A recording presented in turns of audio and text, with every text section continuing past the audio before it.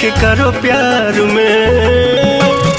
मोहब्बत बेचाता है बाजार में, केहू पिएला जहरिया के करो प्यार में।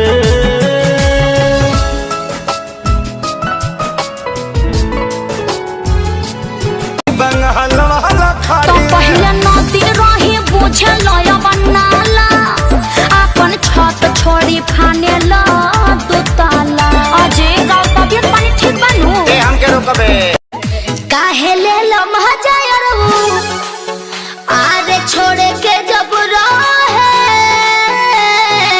जात बन घरे तोहरा पापा जी से कहे।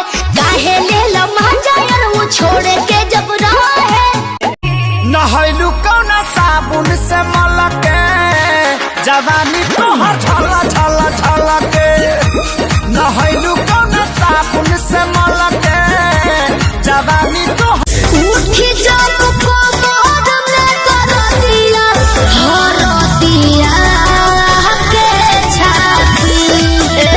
बोल बारी बोल न दिया।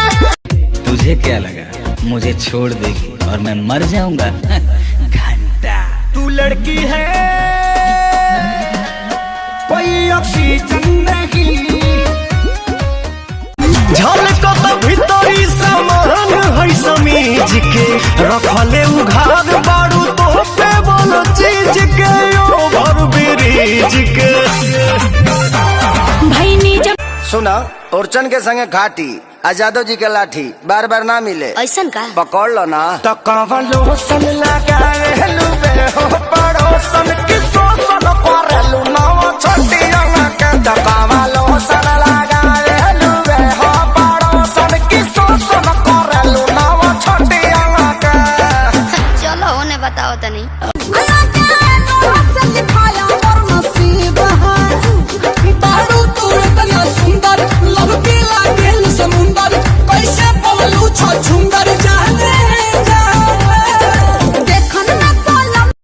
नेचर सिग्नेचर ताहर कब हो न बदली, झूठे बदनाम बा बंगाल के चित बदली। ए विष्णु सुधारा ना अपना रहनिया के, एमे दोष नइखे दोष नइखे एमे दोष नइखे कोनो हो बंगलिनिया के। तहरे आदत भइल रखे के नचनिया के। बेचाता है बाजार में, केहू पिएला जहरिया के करो प्यार में। मोहब्बत बेचाता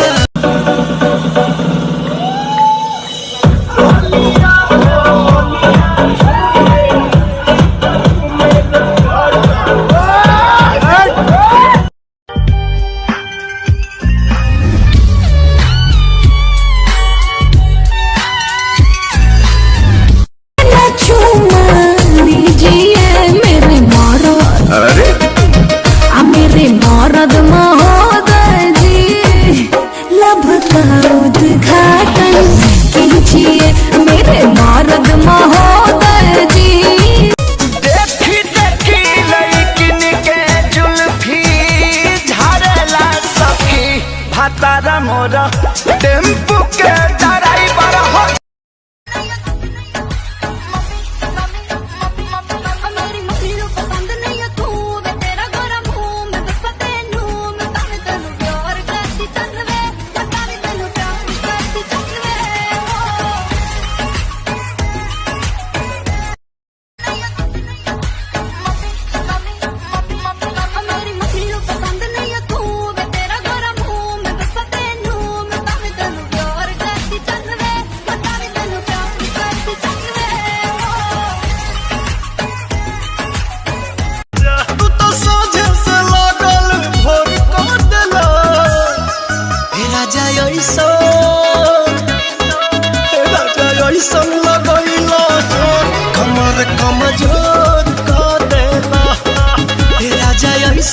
कोरा में आके मेरी रानी, अब तो जीना तो जवानी।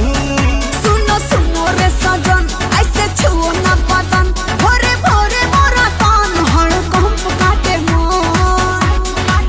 अब देही में दुख भर दिला